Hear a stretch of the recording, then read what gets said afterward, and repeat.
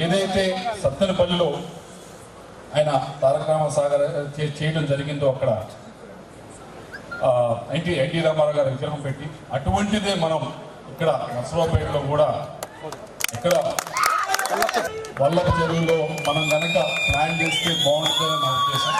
దానికి కూడా కమిటీ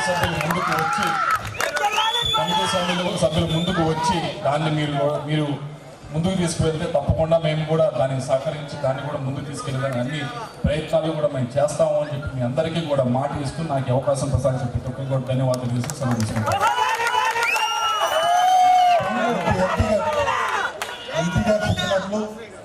ఆ రోజు తన రాజకీయాల్లోకి తీసుకువచ్చిన అన్న నందమూరి తారక రామారావు గారి విగ్రహాన్ని రాష్ట్రపెట్టి ఆయన రుణం తీర్చుకున్నారు. ఈరోజు కృష్ణదేవరాయలు గారు చెప్పినట్లు మాకున్న అనుబంధానికి ఆయన చేసిన సేవల్ని భావితరాలకి ఆదర్శంగా ఆయన గుర్తుపెట్టుకొని ముందుకు నడిపించే విధంగా ఒక మంచి ఆలోచన శ్రీకారం చుట్టారు. కానీ ప్రభుత్వ పరంగా చిన్న చిన్న ఇబ్బందులు వచ్చినప్పుడు మీరు ఎంపీగా ఉన్నారు, ఎంపీ లాడ్స్ నుంచి కూడా మీకు సహకారం చేసే అవకాశం ఉంటుంది.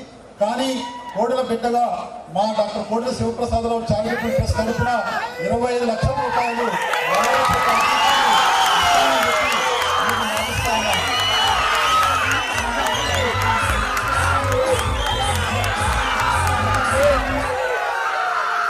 మాట్లాడుతూ ఉన్నామంటే ఎంపీ గారి చేతుల మీదుగా శంకుస్థాపన చేసిన రోజు కోడెల చారిటబుల్ ట్రస్ట్ తరఫున